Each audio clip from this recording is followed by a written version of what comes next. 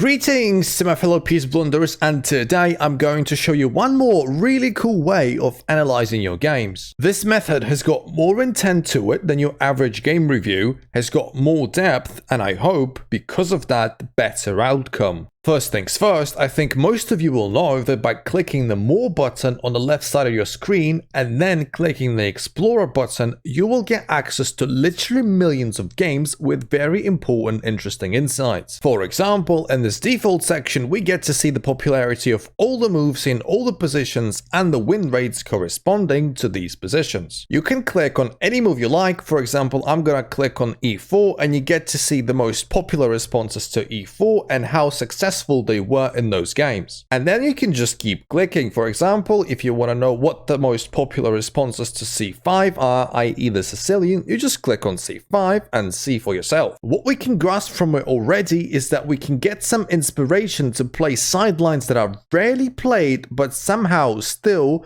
are quite successful. From here, we see that the Keres variation 92 was played just under 4,000 times but has a very good score, so maybe we should look into that. We click on that thing and we keep digging. The system is built in a way that you can keep clicking on the moves up until the point you reach the very end of the games, and you will be able to see the win rates for all the moves throughout. That means that if on your journey you find a move that has a low win rate, you should probably make a mental note about not playing it. That said, it all looks nice and all, but I think for a lot of you guys out there, what's being played on a high competitive level may not be 100% relevant. Of course, you want to see the history of your own games, you want to see the win rates of your moves that you made at some point, and you can do that by clicking the Master Games button and choosing My Games instead. You can click on the All Games button to choose the exact type of games you're interested in. For example, for me, let's choose Rapid right now. You can also, of course, choose the color by clicking the White button. You can choose white or black. I'm gonna stick with white.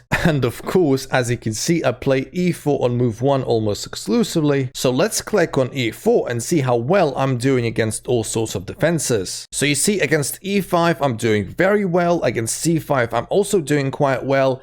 E6, i.e. the French, is not my strongest suit. I better improve on it. And then of course you click on E6 and then you click a bit more to see which moves from the opponent bring you the most trouble. You can keep clicking to get more and more information on more and more of your moves. For example, here I can see that I'm faring pretty terribly against the C5 on move 3, i.e. the open French defense. That said, again, we have another twist. If you try accessing this feature with a free account, let's do it again by clicking More and then clicking the Explorer, and then we still have access to the Master Games. But if I do My Games, we can see that chess.com is bending over backwards to get some goodies from us like an experienced trick-or-treater. And now we finally come to the point of the video. Yeah, all of that was just a prelude. You don't have to give money to chess.com to analyze your games in a similar way. What we need to do as a non-premium account is that we need to click on Play on the left side of our screen and then go to Archives. And once we're there, click on the Advanced button on the right side of your screen to open up some really nice filtering options. Options that are not available in that Explorer section, by the way. Sorry guys, I'm gonna switch to my main account so we get a better sample. So what can we do here? First of all, we can filter out the games by type. We can click on all recent games and then choose live games, for example, if you're not interested in correspondence games. And then remove the tick from all live types to get access to all sorts of options like Blitz, Rapid, and Bullet. Let's say I'm interested in Blitz only.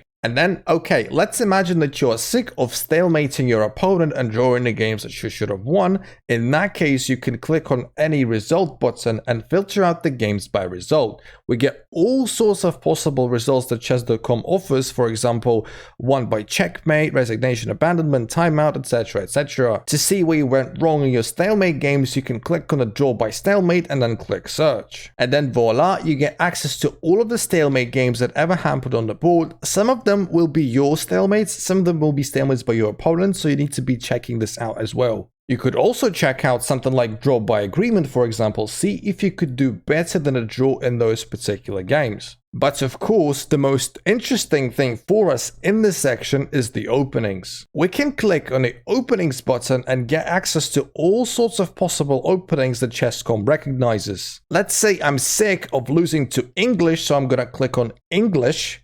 I'm going to choose black because I never play the English as white. I only face it as black. And then in the results section, I am going to choose lost. I want to look at the games that I've lost against the English. You can even choose your rating range. For example, if you've played chess for quite some time on this website, you want to see your more recent games, the ones that you've lost against the opponents of similar level, i.e. the 1600s. You don't want to see the games that you played like 5 years ago when you were a 900. In my case, I'm a 2000 and Blitz right now, so I want to see something like maybe 1800 to 2000. And now let's click search. And now, as you can see, I've got 20 very relevant games, quite recent, most of them, November, October, one of them in January, bloody hell. Each of these games you can now analyze individually and try figuring out where you went wrong. And remember, the games that you lose in a certain opening are not necessarily lost because of the opening. Sometimes you just lose them in a middle game or an end game. So regardless, looking back at some of your recent losses with a fresh mind is always going to be useful. So yeah, if you just so happened to find this video useful, please like and subscribe, follow me on Twitch, find me on chess.com, join the Discord, all that good stuff. And I'm going to talk to you very soon, my favorite unintentional gambiters. Love you all, see ya in the next one.